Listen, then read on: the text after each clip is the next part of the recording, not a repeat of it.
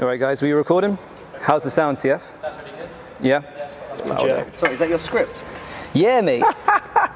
Yeah. It's real deal. How did you get started in YouTube? Did you ever envisage? Did I spell envisage right?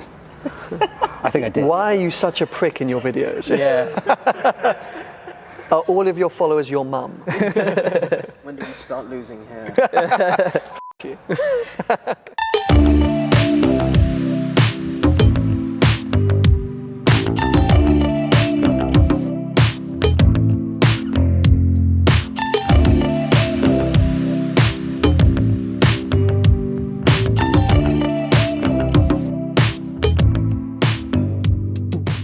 How's the gut? Yeah, that's the Yeah, I got a little bit of tit Everyone's sweat got as it. well from outside, which is just gorgeous. At the end of the recording, we're going to go. Yeah. Ready, guys? Okay, so I'm talking to this one, yeah? All right, guys, ready? Yep. So it's a clap for the audio. What a pro. Yeah.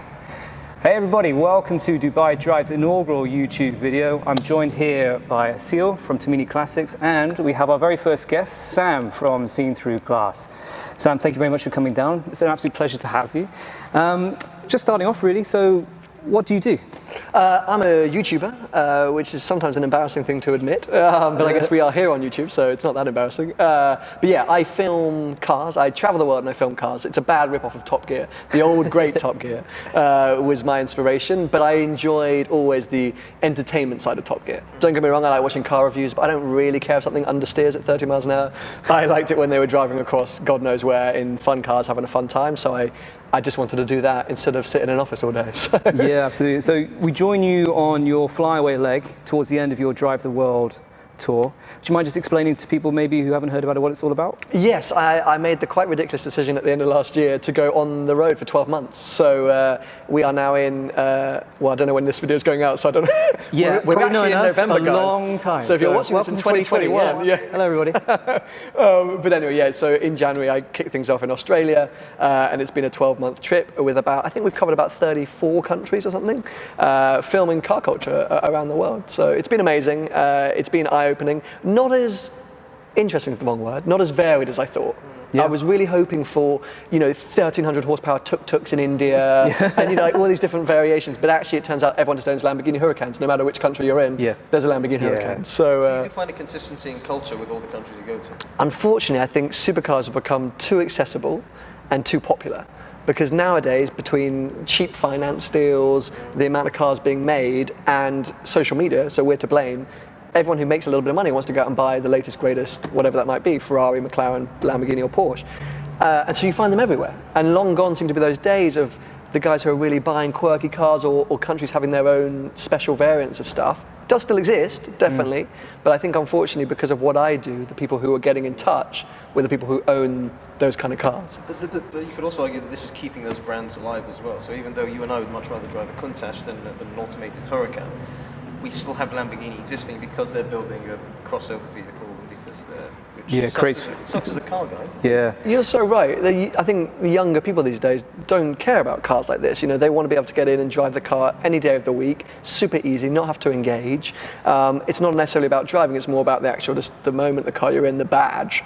People are more willing to look at a classic car than they are to actually own one. And Which is quite a sensible idea, to be perfectly honest. Talking of which, welcome to Tamini Classics. I think you'll agree the stock here is just out of this world. Is it something that you know about in the UK? Is it something that you wanted to come see? How do you know about it? Or For sure. I mean, I am into classics and modern classics, so I'm always kind of aware of stuff going on. And I think maybe I saw a video on YouTube a few years ago with a colleague of mine, Mr. JWW, I think came along and and that was probably my first exposure. And yeah, it's one of those things that I guess in Dubai you don't have a lot of big classic car dealerships. You can find plenty along, I'm going to pronounce it wrong, Sheikh Zayed Road. Nailed it. Thank you. Perfect. With your Chirons and your Koenigseggs, and it's great, it's amazing to see. But to see this kind of quality and the amount of it is insane, and what a beautiful show. Like just the building itself. Else, isn't it? Not a bad place to work, huh? You guys. Yeah. Talking of Dubai though, so how, we were talking off camera earlier, you mentioned it's kind of a place that previously You've kind of struggled for content, etc. We were talking about it earlier.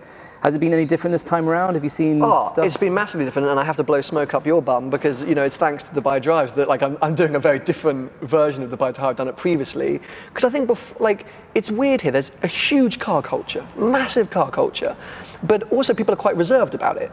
It's not like in London where everyone's driving around Sloane Street, waving, wanting photographers to take pictures of their cars, and here people, have incredible cars, but they don't always take them out. They're not always like, come look at my cars. People can be quite private, and so doing what I do, that can be a bit of a barrier sometimes. And so I struggle to find the car people. Sure. But obviously you guys have really opened the doors this week, and coming to places like Tamini, this is dreamland for me. Like, this is the kind of stuff that I love to film and get up close to. And I just didn't know where to begin last time I was here. I think I just, as I say, sat on Sheikh Zayed Road going, oh, there's a Bugatti through there. And that's not always what I'm quite it's typical of Dubai, that kind of content, especially on YouTube. So we tried to give you a different angle. Talking of which, we took Sam up Jebel Jais recently on the first day of your arrival. Awful time of the morning. I do apologise. It was so early. He woke me up at 4 a.m. I said sunrise is this time. We've got to be there for this time. No sleep from Sam. No sleep from myself. It was awful. Greg fell asleep. Worth it though, right? I was going to ask, how was it? How was your experience up I'm there? assuming you've done it as well, so like a few times. And stupid hours in the morning. And I think when you get there, you're like, it was so worth the early start. But during the early start, it's quite horrific. We took out Daytona there once. So you did? Yeah, amazing. We got up here at 4 a.m. Wow. That's what we did, When your alarm goes, you're thinking, what are we doing? Do I really love cars this much? And then you arrive there 2 hours later, and yes, thank you. Yeah, you go, this is perfect. And also I quite like, it's a very California kind of mentality of get up, drive, and get back before the world wakes up. It's the big thing they do out there in LA, is everything's super early.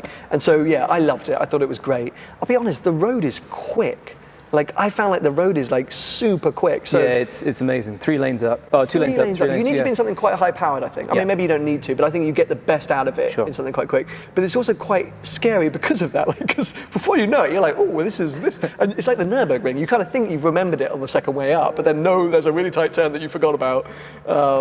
But to get out and drive and to have that on your doorstep is pretty amazing. But where else do you go? So like, if you've got these kind of cars, because is it a bit of a schlep to go over there? It is, in some of the stuff? Especially in these classics, I guess, as well, because it gets so hot in the summer too. Yeah, right? So. It is a bit of a schlep. It's a great Yiddish word. We have our test drive routes that I've been using for the last 5 years or so. We were at Kudra this morning, so yeah.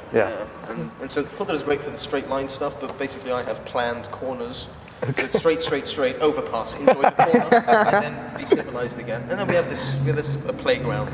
Oh, nice, okay. Not far from here. But if you want something properly special, it's really Jais or Jebel Jais. It's a trek. Yeah, you got to get out and Not do like stuff. you walk out your back door and you got the Yorkshire Dales. No, you say that. I don't. I'm in London, so I'm definitely nowhere near the Yorkshire Dales. But it's weird in some different places around the world how accessible great driving roads are, and car culture and great driving roads aren't always together. So talking of which, so you're coming to your final stages of the Around the World drive, which has been super, by the way. I've really enjoyed watching it. Thank you. Where would you say has been best for car content in terms of driving roads, cultures? Can you label it, or is it too tricky?